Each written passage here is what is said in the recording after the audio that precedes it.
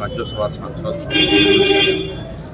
আছেন আমাদের সকলেরই শ্রদ্ধেয় ব্যক্তি স্বস্তি কাকা, আছেন বিশিষ্ট ব্যবসায়ী এখানে রমেশ ধমানি মহাশয়, চতুর্থ আমাদের বিধায়ক বাইরন বিশ্বাস, আছেন মনিরুল ইসলাম এবং আরও বিশিষ্ট ব্যক্তিবর্গ আছেন উভয় সম্প্রদায়, ব্যবসায়ী থেকে শুরু করে উভয় সম্প্রদায়ের যারা বিশিষ্ট ব্যক্তি এখানে উপস্থিত আছেন।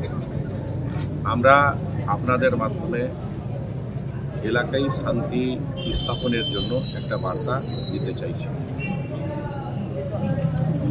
গত কয়েকদিন ধরেই ধুলিয়ান শহরে একটা অশান্তির বিক্ষিপ্ত ঘটনা ঘটেছে।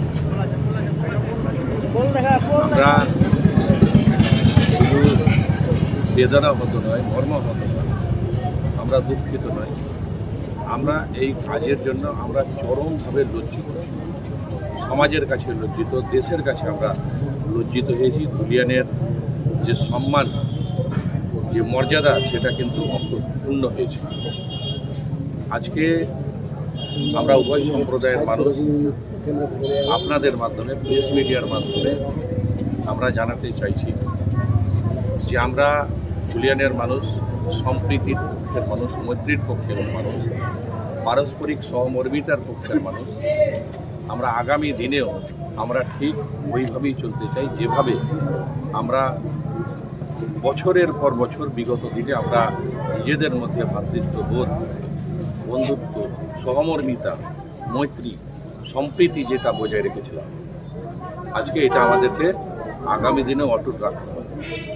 আমরা আমাদের ভবিষ্যৎ প্রজন্মকেও বলবো যে আগামী দিনে এই ধুলিয়ান শহরের যে মর্যাদা, যে সম্প্রীতি, সেইটাকে অক্ষুণ্ণ রাখার দায়িত্ব নিতে হবে এবং আমরাকে অঙ্গীকার করতে হবে।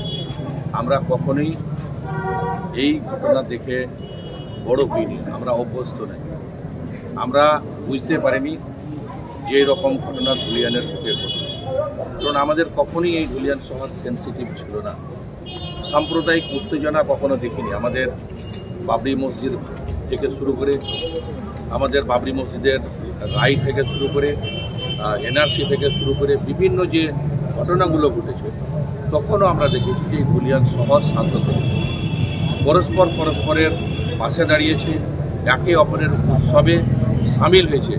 এটাই হলো ধুলিয়ানের চরিত্র।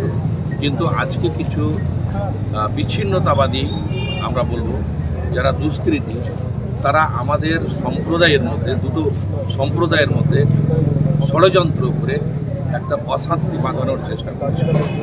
আমরা তাদেরকে ধিক্কার জানাই, তাদেরকে আমরা যেমন ধিক্কার জানাবো, তেমনি পুলিশ প্রশাসনের কাছে আমাদের অনুরোধ থাকবে যে তাদের যাতে আইনগত যে শাস্তি সেটা কিন্তু হয়, কারণ বিগত আগামী দিনে যাতে তারা এই দুঃসাহসটা দেখাতে না পারে, এই ধুলিয়ান শহরের মধ্যে অশান্তির বাতাবরণ তৈরি করতে না পারে।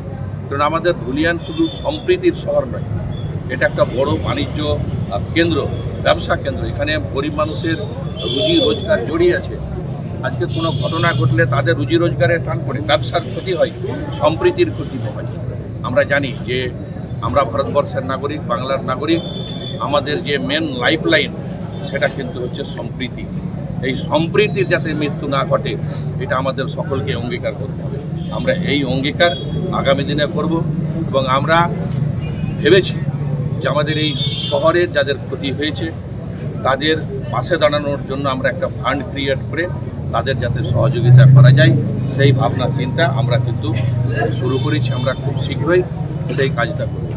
তেমনি আমরা উভয় সম্প্রদায়ের মানুষ এখানে যারা উপস্থিত হয়েছি, যারা আজকে এই শান্তির বাতাবরণ তৈরি করতে সহযোগিতা করেছেন, এগিয়ে আসছেন, তাদেরকে আমি নতমস্তকে আমি কৃতজ্ঞতা জানাই, আমি অভিনন্দন জানাই। আসুন আমরা সকলে মিলে এই ধুলিয়ান শহরকে আবার শান্ত শহর, সম্প্রীতির শহরে পরিণত করি এবং স্বাভাবিক অবস্থায় ফিরিয়ে নিয়ে যাই। এবং আগামীকাল আমরা সকলেই যাতে মানুষের কাছে গিয়ে আমরা এই বার্তাটা দিতে পারি, আমরা সকলের কাছে আমাদের এই অনুরোধ আবেদন থাকলো। আমরা আপনাদের মাধ্যমে আবারও অনুরোধ করব যে কেউ গুজবে কান দিবেন না, গুজবে ছড়াবেন না, কারণ এই গুজবেই অশান্তি তৈরি করে। গুজব থেকে আর একটা ঘটনার জন্ম দেয়। অতএব গুজব এর সত্যতা যাচাই করবে, গুজব ছড়ানোর আগে সত্যতা যাচাই করুন। আসুন আমরা আমারও বলি যে আসুন আমরা এই ধুলিয়ান শহরকে আবার স্বাভাবিক করে তুলি। সকলে যেভাবে আমরা চলছিলাম সেইভাবে ভ্রাতৃত্ববোধ, পারস্পরিক সহমর্মিতা, বন্ধুত্ব বজায় রেখে আমরা চলব, এটাই আমরা আগামী দিনের অঙ্গীকার। উপস্থিত সকলকে আমি নমস্কার জানাচ্ছি। আমাদের প্লেনে একটা উদ্ভূত পরিস্থিতি সৃষ্টি হয়েছে, এতে আমরা খুব আমরা খুব মনের প্রাণে আহত হয়েছি। যেটা আমরা কখনো শুনিনি, দেখিনি, সেটা আমরা দেখছি। এই উদ্ভূত পরিস্থিতিকে কাটাতে আমরা সর্বস্তরের মানুষ রাস্তায় নেমেছি।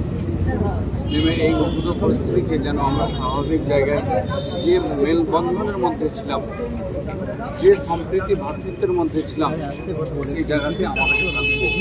এইভাবে আমাদের মনের মধ্যে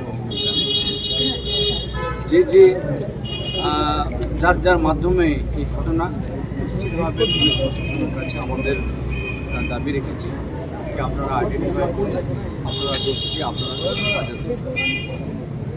আমরা এর মধ্যে অনেক কিছু হারিয়ে দিলাম, আমরা কিন্তু আর হারাতে চাই। আমরা চাই আমাদের যে সম্প্রীতির মেলবন্ধন ছিল সেটাকে অটুট রাখতে, অটুট বন্ধনে রাখতে।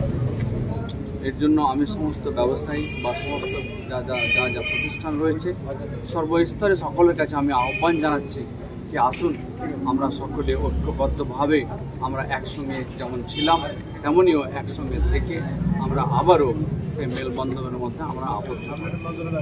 এবং যে এরিয়াতে যে সমস্ত পরিবার ক্ষতিগ্রস্ত হয়েছে আমরা উভয়ের মধ্যে একটা কমিটি করে সেই কমিটির মধ্যে দিয়ে আমরা আগামীকাল সকাল থেকে সেই যাত্রা আমরা গ্রামগুলোতে যাব। সেই সমস্ত পরিবারকে আমরা কাছে গিয়ে দেখা করবো, সমবেদনা জানাবো এবং আমাদের সরকার থেকে একটা চেষ্টা করছে কিছু ক্ষতিপূরণের ব্যবস্থা সেটারও হোক। এবং আমরাও একটা ভাবছি যে কীভাবে আমাদের দিক থেকে সে ক্ষতিপূরণ করা যায়, সেটাকে আমরা কাজেই উপস্থিত যেনারা আছেন এবং যেনারা শুনতে পাচ্ছেন বা মিডিয়া দেখবেন, আমি সকলের কাছে আবারও বিনম্র আবেদন রাখছি, আসুন আমরা ভেদাভেদ ভুলে আমরা ঐক্য মেলবন্ধনে আমরা আবদ্ধ হই এবং আমরা সকলে যেমনভাবে আমরা যা ব্যবসার সঙ্গে যুক্ত ছিলাম সেই ব্যবসাকে আমরা সে আগের নেই, আমরা আগামী কাল সকাল থেকে আমরা আমাদের কাজকে আমাদের প্রতিষ্ঠানকে খুলে একে অপরের সঙ্গে আমরা যুক্ত থাকবো। এই হবে আমাদের অঙ্গীকার।